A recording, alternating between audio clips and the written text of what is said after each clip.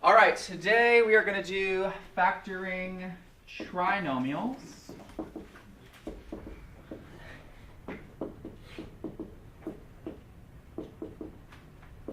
And the first thing I'd like you to do is look at that factoring tree that I gave you and tell me under factoring trinomials, what are the couple of things that we listed?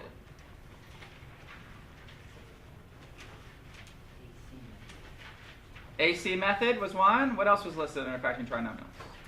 Trial and error. Okay, great. So today we're going to spend all of our time on the AC method. Okay? So what is the very first step in factoring no matter what? It's always the first step. We do what? Greatest common factor. That's the very first step. Okay?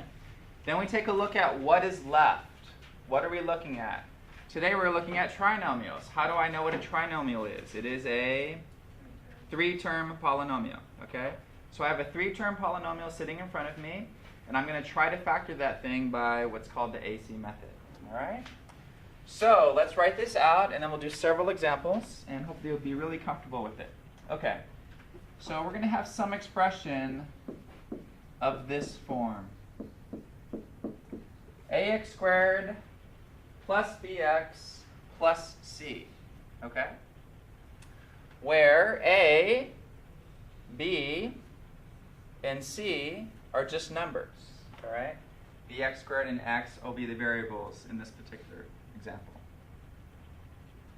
Okay? All right, there's basically three steps to do. Number one, find two integers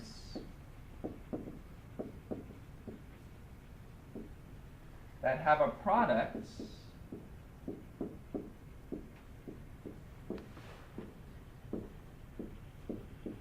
equal to a times c and a sum equal to b.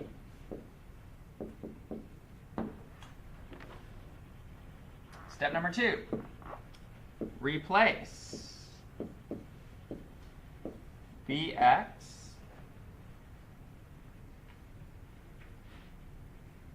with two terms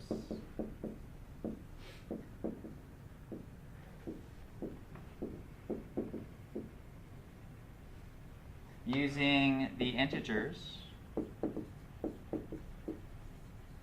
from step one. And then step three, factor this new four-term polynomial by grouping. All right? So these are the three steps that we're going to do.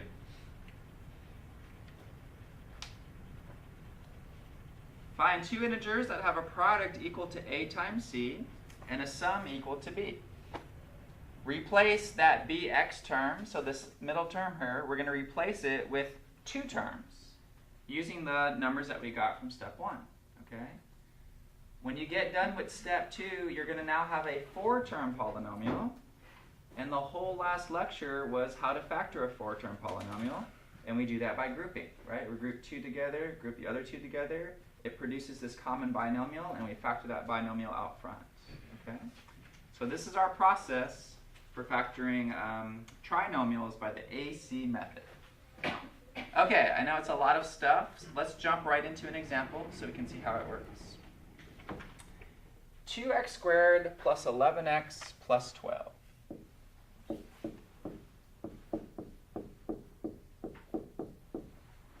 All right. So the very first thing that I would like you to do is just identify what is A, what is B, and what is C in this problem. Okay? So A is whatever is being multiplied by x squared, B is whatever is being multiplied by x, and C is the coefficient term, the number that's left over. Okay? So what is A in this problem? 2. B is 11, and C is 12, right? So that's the first thing I'd like you to do, to say, okay, A is 2, B is 11, and C is 12. Okay? Now, step number 1 says I need to find two integers that have a product equal to A times C and a sum equal to B. All right? So if I take a look at A times C, 2 times 12 is 24. All right? So I have A times C is 24. But it wants to have a sum equal to 11. Okay. Yeah. So if I look at the 24, it's basically I have 1 in 24. I have 2 in 12. Right? I have 3 and 8. Now, which of these pairs are going to add up to 11? Hopefully everybody can see it's going to be 3 and 8. Does that make sense? So 3 times 8 equals to 24, and 3 plus 8 equals to 11. Okay?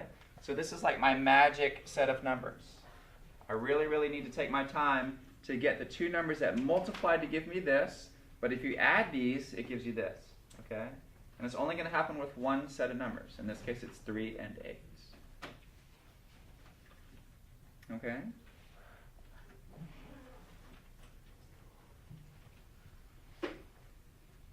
All right, so now what I'm going to do is this middle term, 11x, I'm not going to write it as 11x. I'm going to write it as 3x and 8x. Okay? That's what I'm going to do. Make sense? So here we go. 2x squared plus 3x plus 8x plus 12. Question? Yeah, for all of us. Yes. On the 3, the 8, the 2, the 12, the 1 to 24, how do you get those combos? Oh, because it has to equal to 24. So I need two numbers that multiply to give us 24. Okay. So 1 and 24 equals 24. 2 and 12 equals 24. 3 and 8 equals 24. All right. 4 and 6, right? But once I got to 3 and 8, I stopped because 3 plus 8 gives me 11. And I don't need to go anymore. Okay? But yeah, that's a great question. So it's just all the factors of 24. 1 and 24, 2 times 12 will give me that, 3 times 8 will give me that. Okay. All right, so here's what I've done. I've replaced 11x with 3x and 8x. Okay? That's pretty much all the new stuff for today. Now you just go back to last lecture. How do I factor something like this? You group the first two together, group the second two together, and then continue, right? So from this point on, you should be able to take over. All right, but let's just review how it works. If I group these guys together, what is common to those terms? X. So I'll put an x, and then I have a 2x plus 3. What is common to 8 and 12? It's the highest thing that I can pull out of that. 4.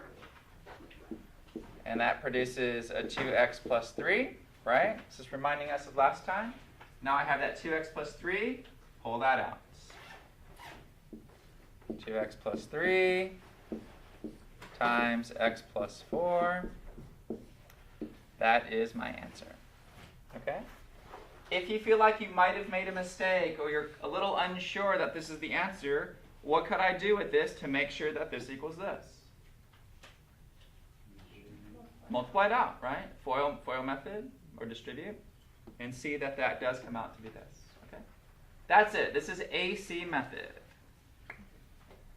All right, so again, you're not going to get good at it unless we do a bunch of them. So let's try a couple more. The next one. 2x squared plus 9x plus 4.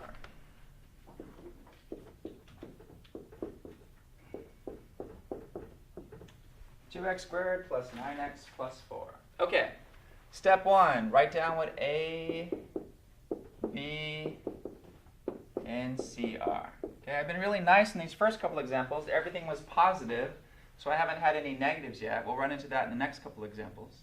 So A was nice, it's 2, B is 9, and C is 4. Okay? What is A times C in this problem? 8. And what is B? 9.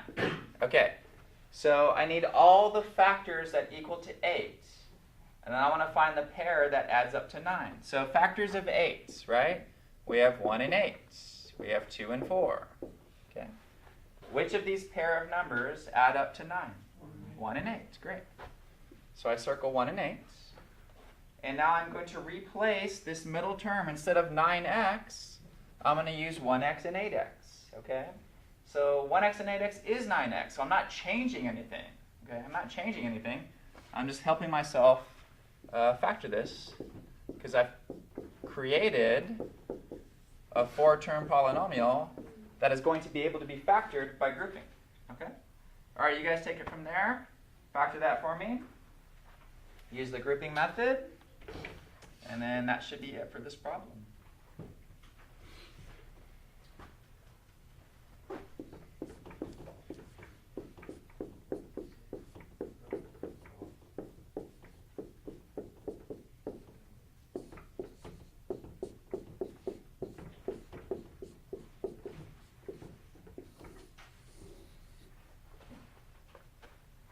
Hopefully after a couple of minutes, you're going to get 2x plus 1 times x plus 4. Question? Why isn't it 2x squared anymore? Because in this here and here, the biggest common thing was x, so I'm pulling that x out. X times 2x does give me 2x squared, right? Yeah. Okay.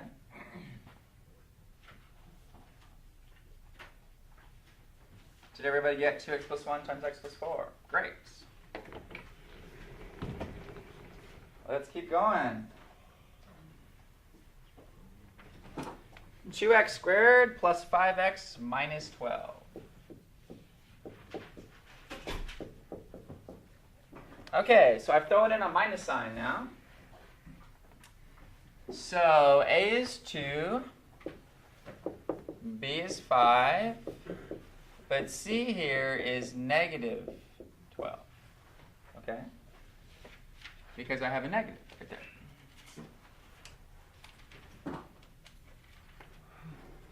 there. Bless you. Okay, now a times c, guys, is negative 24, and b is 5. Okay?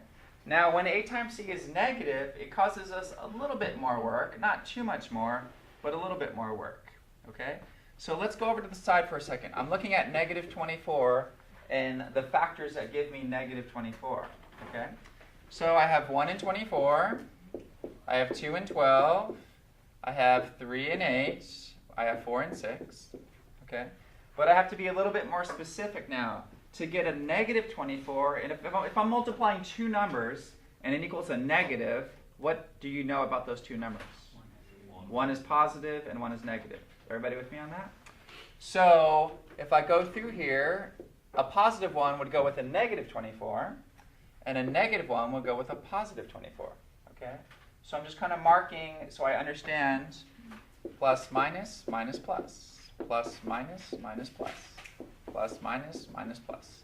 So I need the two integers that I add together to get a positive 5. So which pairs here, if I add together, will give me a positive 5? Negative 3 and positive 8. Is everybody with me on that? So it's a little bit more work, but those are the numbers that are going to give me a positive 5, a negative 3, and a positive 8. Okay? And again, you're only going to have to do this plus, minus, minus, plus if it's a negative, right? Because a negative times a positive will give me a negative number. Okay, so now this positive 5x, I'm going to replace that with negative 3x plus 8x, okay? So now I go back to the original problem, and I have 2x squared minus 3x plus 8x.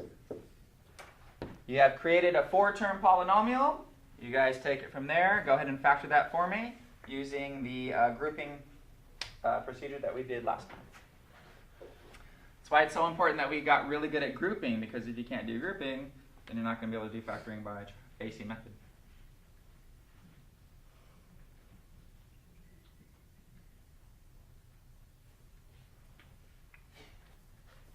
So let's see. You guys go ahead and do it, and then we'll match answers. Factoring an x out of the first piece, and a 4,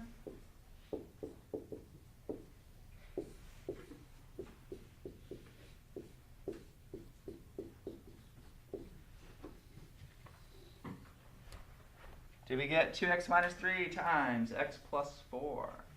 Great.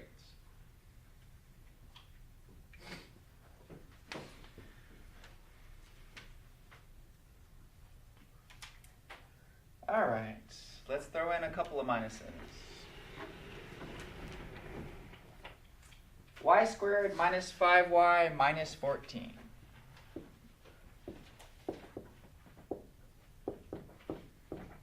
Y squared minus 5y minus 14. Okay? So let's label it first. What is A? What is B? And what is C? What is A in this problem? 1. B is negative 5. And C is negative 14. Okay? So we have two negatives. Great. A times C is negative 14. B is negative 5. A times C is negative 14. So very similar to the last example, you have a plus number with a negative number. Okay? So if I break down 14, it's 1 and 14. What else? 2 and 7. That's pretty much it, right? So I have a plus and minus and a minus plus, a plus and minus and a minus plus. Okay? So which pair, if I add them together, will give me a negative 5? Which pair does it have to be? 2 and negative 7. Yeah, so 2 and negative 7, right? That's the only way to add up to get a negative 5. Great. Once I see that, I'm going to replace this negative 5y term with positive 2 and negative 7. Okay? So now you have y squared plus 2y minus 7y minus 14. 4-term polynomial. Back to that guy by grouping. Go ahead, take it away from there. So I can pull a y out of the first 2. I can pull a negative 7 out of the next 2. Produce something like this. Y times y plus 2 minus 7 times y plus 2. Factor out the y plus 2.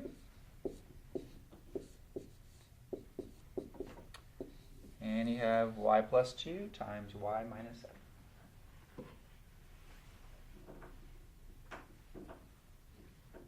Okay? All right. Let's try this guy. 2ab squared plus 8ab minus 24a.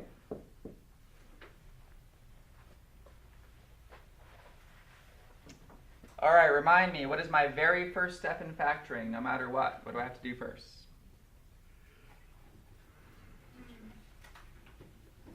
Greatest common factor, okay? Is there a common factor to these three terms? Well, definitely, I already see an A's in all of them, so I know I can factor that out. Is there anything else I can factor out? 2, okay? So anytime you guys are factoring ever, your first step is to pull out the greatest common factor, okay? So go ahead, I need to pull a 2a out. That's my first step. And then you have to tell me what's left in parentheses here. I have b squared plus 4b minus 12. Everybody see that? Okay. So this one had a common factor. If you ever have a common factor, pull that out. That's your first step. Okay. Now, I still have this trinomial. So now I'm looking at just this guy, and now I want to try to factor just that guy.